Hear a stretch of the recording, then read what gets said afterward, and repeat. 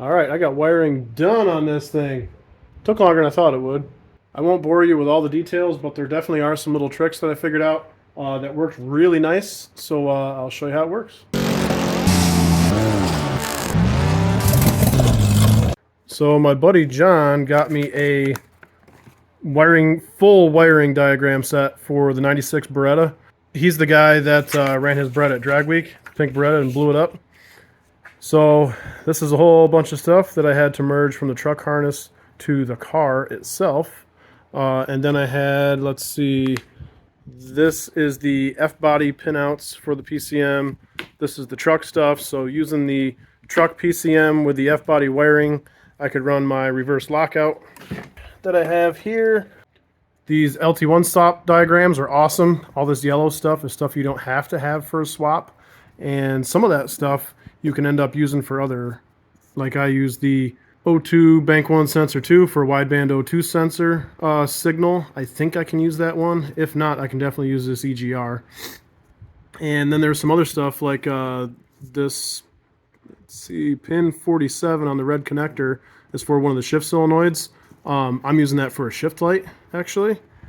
And some of these other wires here, I don't remember which ones now, but I use those in order to get wires down to the PCM without having to run it through the whole frickin' harness. And other ones were actually just looking at like, okay, this is unused by the computer. That's what I did with the reverse light wiring here. Some of this wiring was already going up through the truck harness towards the front of the engine.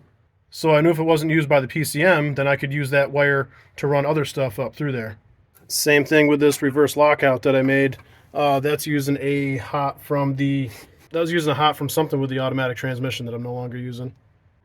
And this truck fuse block is working amazing. Now it's hooked right into the Beretta air cleaner. And I got a jumble of wires here that I'm going to have to take care of when I get the engine out of here.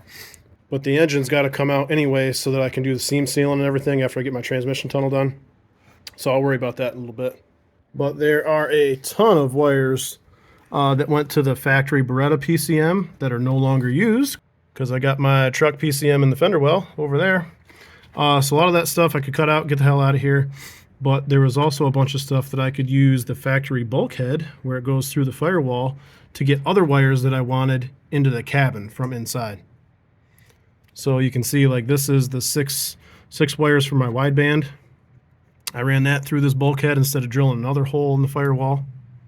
And it was the same for like a bunch of the wires that were over here for the VSS, and so my speedometer would work. The coolant temp sensor, I had to find that. That actually was already coming through a factory bulkhead. But there was a bunch of stuff that I had to run from this PCM inside to run the gauges because the Beretta PCM,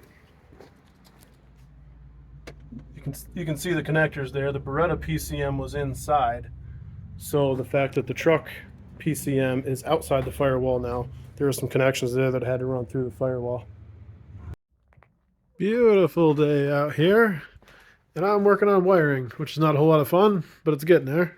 You can see these two here, where I added in my reverse lockout and electric fan control. And rather than screwing around and running external wires, what I did was just find wires from this plug here that aren't being used. Almost done wiring. Fans are the last thing I got left. So I made myself a little bracket here. I was going to straighten it out. Ended up just cutting this one up. There was a whole bunch of relays back here. This is the original fan relay. You can see that I have my little rocker switch that I rigged up just to get it running. This is an ABS relay, but it's the exact same relay. So I'm throwing both of these on this bracket, and that'll control my fan 1 and fan 2. Putting my fans back together that I cut apart a year ago before I actually looked at how they were wired. Okay, there's the fan relays all finished. All right, all the connections up here are done now.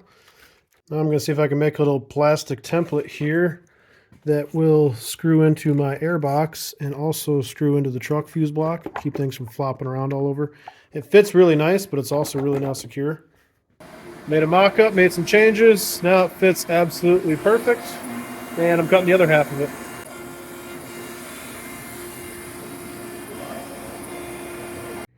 Who actually spends money on this stuff? Nobody with half a brain, but this is too big and it's all falling apart and brittle and shitty, so we'll make it work. Hell yeah, that fits pretty good now. I'll tape some of this stuff up when the engine comes back out of here to do my sealing of the firewall and all that stuff, but that fits pretty nice. Okay, this is the wire for my wideband. Just got it all hooked up here. Matched up the colors going through the firewall. And now this is going to be the other end. Berettas are already super notorious for leaky firewalls and water leaks and all that stuff. And I don't want more holes in the firewall. Okay, this one looks kind of dumb, but it should work.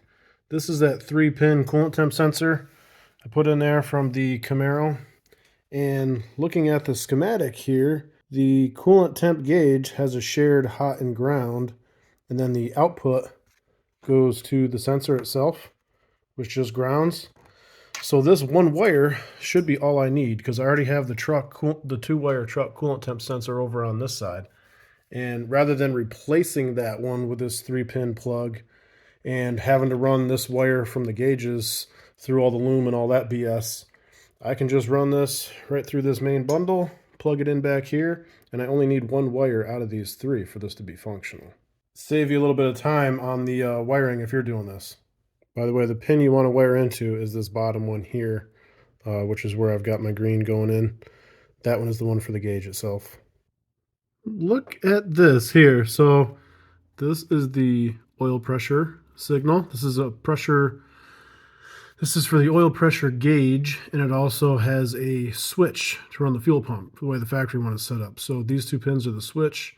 This one is the gauge here. I just looked at the truck one, and that has just a gauge set up. So this Beretta connector should be able to plug directly into the truck oil pressure switch. Yeah, just click that thing in there. It works.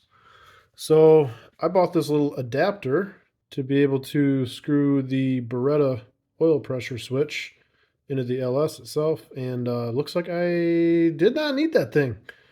I will check the reading that I get on the gauge and make sure that the switch reads the sensor reads the same, but I bet it does. GM being GM, and everything will all work fine.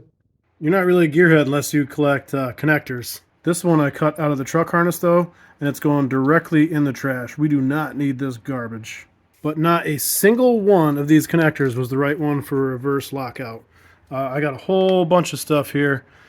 Nothing fits. Well, since I couldn't find a connector, and that thing's busted anyway, I'm just going to make my own little extension harness. Typically I would use weather pack connectors, but the reverse light switch is a weather pack connector right from the factory. So I'm going to use these Metro Packs. I haven't used these yet. I bought this kit a while ago. Haven't used them yet, so here's a good chance. Okay, this plug is busted, so I'm going to cut it off just like I did with my reverse switch. Okay, I think I'm going to add some liquid electrical tape to this actually, keep it a little more structurally sound. These are the last wires. I finally have a reverse switch. Now I have a low profile reverse light switch with a super long pigtail just so I didn't have to do more connections.